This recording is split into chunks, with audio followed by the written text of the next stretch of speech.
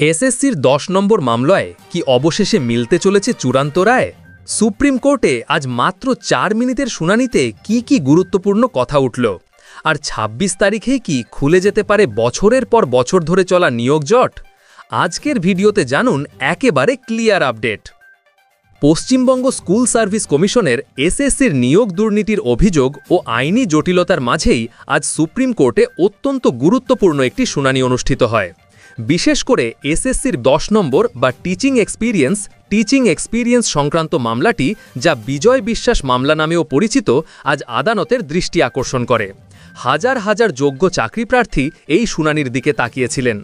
যদিও সময়ের অভাবে আজ দীর্ঘ শুনানি সম্ভব হয়নি, তবুও আইনজীবীদের যুক্তিতর্কে বেশ কিছু তাৎপর্যপূর্ণ দিক উঠে এসেছে। আজকের এই প্রতিবেদনে সুপ্রিম কোর্টের শুনানির খুঁটিনাটি এবং আগামী ২৬ তারিখে কি হতে চলেছে তা বিস্তারিত আলোচনা করা হলো। শুনানির সময় ও প্রেক্ষাপট। আজ সুপ্রিম কোর্টে নতুন প্রধান বিচারপতির শপথ গ্রহণ অনুষ্ঠান থাকার কারণে আদালতের স্বাভাবিক কাজকর্ম কিছুটা দেরিতে শুরু হয়। দুপুর ১২টা নাগাদ আদালতের কার্যক্রম শুরু হওয়ার ফলে কার্যত তালিকার শেষের দিকের মামলাগুলির শুনানির সময় কমে আসে। ৫২ নম্বর সিরিয়ালে থাকা এসএসসি সংক্রান্ত এই মামলাটির শুনানি শুরু হয় আনুমানিক বিকেল ৩টা ২০ বা ৩টা ২৫ মিনিট নাগাদ। শুনানি চলে মাত্র ৪ থেকে ৫ মিনিট। এই স্বল্প সময়ের মধ্যেই আইনজীবীরা তাদের মোক্ষম যুক্তিগুলি বিচারপতির সামনে তুলে ধরেন। শুনানিতে উপস্থিত বিশিষ্ট আইনজীবীবৃন্দ। আজকের শুনানিতে উভয় পক্ষের হয়ে দেশের স্বনামধন্য আইনজীবীরা উপস্থিত ছিলেন। এক নজরে দেখে নিন কারা ছিলেন আজকের শুনানিতে।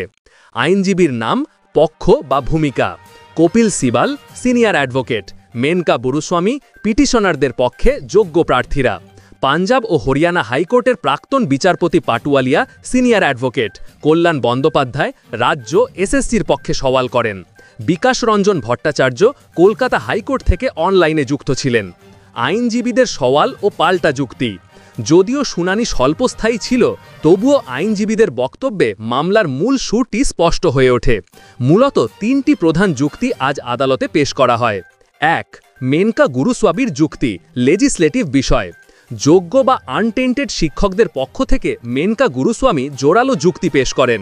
তিনি আদালতকে জানান, এই মামলাটি মূলত যোগ্য এবং অযোগ্যদের পৃথক করার উদ্দেশ্যে শুরু হয়েছিল, কিন্তু বর্তমানে বিষয়টি টিচিং এক্সপিরিয়েন্স বা অভিজ্ঞতার ১০ নম্বর যোগ করার আইনি জটিলতায় আটকে আছে। তার মতে, ইন্টারভিউয়ের আগে এই ১০ নম্বর যোগ হবে নাকি পরে, তা সম্পূর্ণভাবে একটি বিধিবদ্ধ বা লেজিসলেটিভ বিষয়, যা গেজেট নোটিফিকেশনের মাধ্যমে নির্ধারিত। তাই হাইকোর্টের এই প্রশাসনিক বা নীতিগত বিষয়ে হস্তক্ষেপ করা উচিত নয়।